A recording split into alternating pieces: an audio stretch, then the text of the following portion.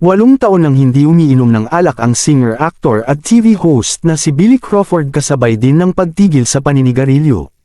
Tuloy-tuloy pa rin ang pagtupad ni Billy sa kanyang commitment para sa isang healthier lifestyle sa kagustuhang mas humaba pa ang buhay niya sa mundo. Talagang kinakarir ng Mr. Nicolin Garcia ang pag-maintain sa kanyang katawan ngayon, lalo na ang pag-iwas sa anumang bisyo at paglefang ng unhealthy foods. Kwento ni Billy, isa raw sa pinakamatinding pagbabagong ginawa niya sa kanyang lifestyle ay ang pag-iwas sa sugar. Wala akong diet. That's one of my things is I have no diet.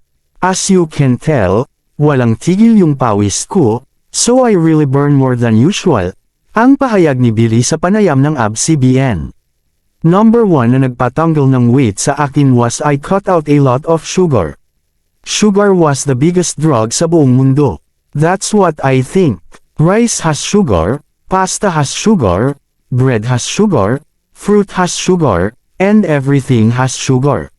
So you have to really choose if you want to eat candy or you want to eat fruits.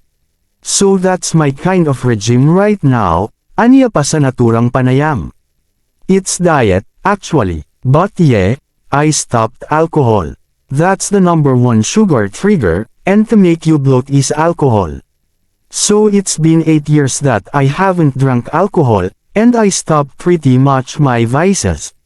No more smoking cigarettes, no more alcohol, no more going out late at night, dagdag pa ng singer-actor. Dugtong pa niya, it really changes everything. Staying fit is actually just living healthy, that's all it is.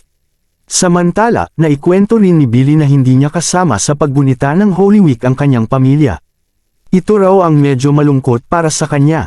It's hard to schedule not missing certain things because my job is actually traveling, and sad enough, this Holy Week, I'm actually going to be away from the family. Usually, it's pretty much the same, saad ni Billy. Aniya, kapag daw kasama niya si Colin at ang dalawa nilang anak kapag sasapit ang Semana Santa, simple rin lang ang kanilang tradisyon. We stay at home, pray, and have as much peace as possible, especially with what's going on in the world, ani Billy. We all look forward, first of all, to just be as a family and as a unit, but as I said, I won't be here for Holy Week, but through spirit and through prayer, we're always a unit. We're as one, sabi pa niya. Pagpapatuloy pa niya, I think our patience is stretched anyways in life, and just by keeping a positive mental state just gives you peace, and my peace right now is my wife and my 2 kids. So every time I see and I hear their voice and I know that they're there and they're around, that's my peace. So when I'm overseas without my family, I'm at war, lahad pa ni Billy.